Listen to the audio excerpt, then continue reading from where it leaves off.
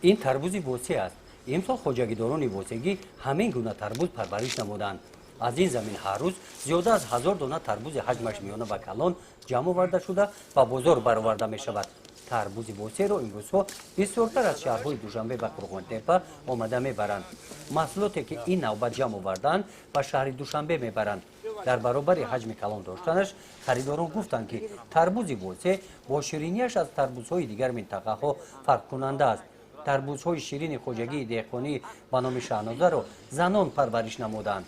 برابر این خوجگی مسخولبی سعیدова از حاصل امساله با قناعتمندی گپ میزند. اوزخه دادند ما همیشه دوری کمتر استفاده بودگیم. دوری کم استفاده بودگیم. چون که هم به سلامتی انسان ضرر نداره هم همین حاصل ما ویران نشود.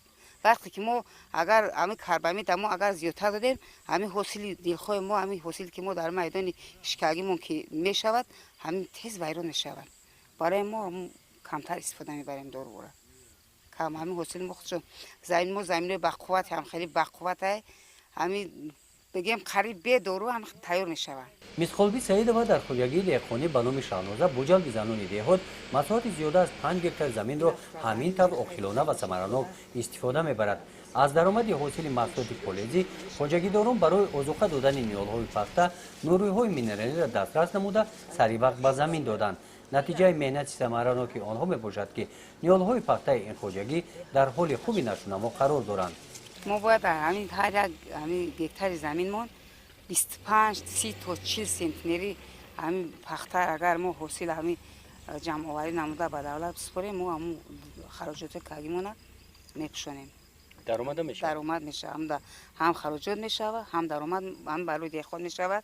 خیر هم با همین زمین با کار میکنیم سال آینده با یک حاصل خوب دیخو باید زندگی بهتر میشه برای ما دهخانه پخته کار و زراعت کار. در این روزها خوجگیداران برای نگاه داشتن حاصل پخته سری وقت به زمین ها آب میمانند. تامینات آبی فلزی در این جماعت دهات در حال خوب قرار دارند. تا شکوفته رسیدن پخته یک ماه دیگر وقت است. در این مدت خوجگیداران به جمع‌آوری حاصل تربوز مشغول میشوند. من میخوام که هم گرانت های پرزیدنتی ما دسترس کنم. انا مقصد آینده ما باید که هم یک هکتار ما هم خیلی یک گرمخانه کنم. همین تمام زراعت های هم خیلی دیخو پمیدور از اون پمیدور بودرینگ هم خیلی سری وقت بر وقتی کنم و مردم هم خیلی با بازار تامین کنم.